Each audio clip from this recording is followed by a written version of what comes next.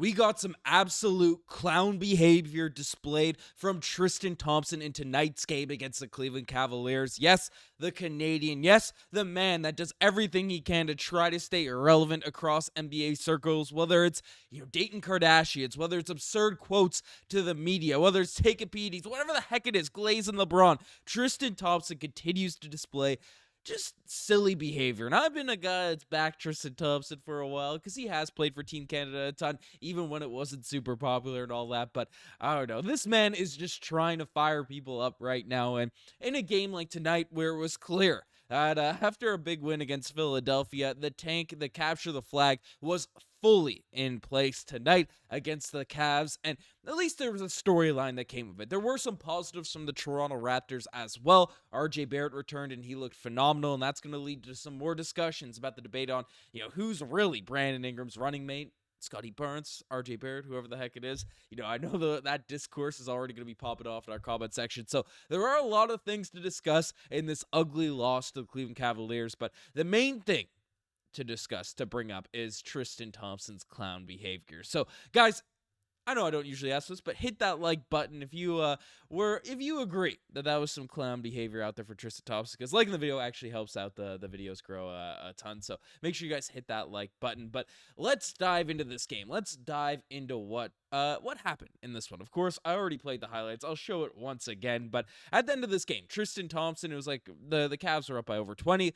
4 seconds left, Tristan Thompson decides to dunk the basketball while no one's guarding him. Just yapping out there at his own bench, talking to other young players on the Toronto Raptors. And then at the end of the game, rather than walking to the locker room, the guy ends up starting to get into a scuffle with players like Jamal Shead, other guys out there on the roster, even some of his Canadian teammates. RJ Barrett, Chris Boucher out there. Chris Boucher hasn't played much Team Canada basketball, but this game ended with just some nonsense, just some silliness from the Canadian big man. And it's weird he's doing it against Toronto because he's been a self-admitted Raptors fan. When the Raptors made the playoffs back in 2014, Tristan Thompson's actually out there in Jurassic Park cheering on with all the fans and stuff, obviously being an Ontario native. So it's it's weird. I've seen a lot of people get fired up about it, but it is what it is. I don't mind drama on these types of games, especially when the Raptors are losing. It creates a little bit of excitement there at the end of these games, but there were some positives that we do have to dive into. As tonight, we got the return of RJ Barrett, which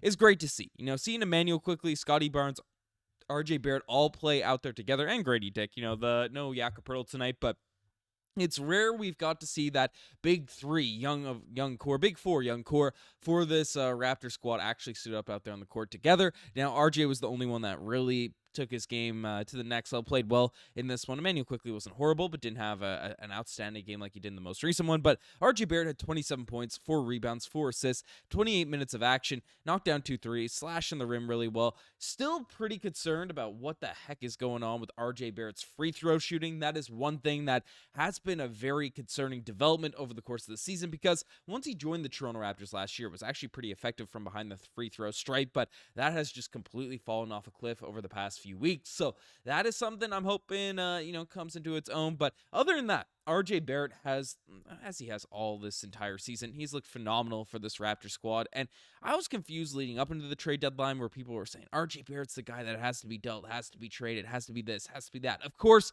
Scottie Barnes has shown more in terms of just overall, potential upside, facilitating defensive end.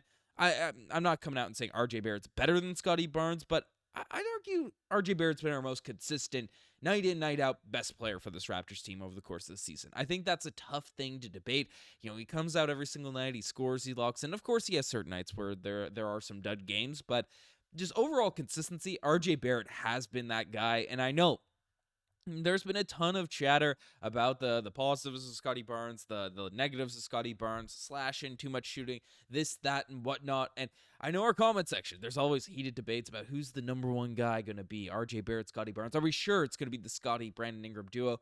Yes, those guys are going to be there, but I don't think it makes any sense and smart to be writing off RJ Barrett to be saying, hey, that's the guy that needs to move to the bench, when he's really been our consistent centerpiece on the offensive end, especially for this Raptors team this entire season. So RJ Barrett, with exception of free throw shooting, had another awesome game in this one tonight. Lots of positives there on that front, but Other than that, the other positive, because we're keeping it positive here to start off these videos, is Jamison Battle, who I thought has been he hasn't gotten a ton of run. For 3-point shooters, it's tough to just come in and be a 3-point sniper when you're getting limited minutes, when you're in and out of the roster, and of course spent a lot of time with the Raptors 905, but with the big club, he's missed a few of his shots that he was hitting early in the season, the shots that earned him that contract, and of course just signed a phenomenal contract for the Toronto Raptors. But now, tonight, one of his better games as of late for this Raptors group.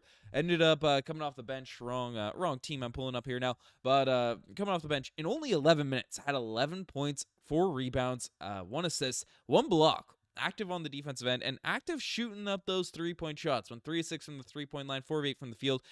Jamison Battle. He's I'm on that battleship, the battle wagon. I need a little graphic for Jamison Battle, but I thought he played really well in this one. And Ochai Agbaji, who coming off the bench of the Raptors has had some interesting games. Of course, with all the injuries, he started a ton of games over the course of the season. But tonight, 25 minutes for Ochai Agbaji, 15 points, 3 rebounds, doing his thing out there on both ends of the court. So lots of positives there for different guys out there on the roster. Mobo once again got the start. Always impressed with the, how he's always filling up the stat sheet with rebounds, assists, different things. No blocks or steals tonight, but is usually a stat sheet stuffer. Knocked down a 3, which is great to see as well. But there were some negatives. And tonight, Scottie Barnes got kind of clamped out there by the Cavs. That's the real way to put it. Had some nice shots and stuff, but didn't look as comfortable as he did last night against the Philadelphia 76ers, which sucks to see.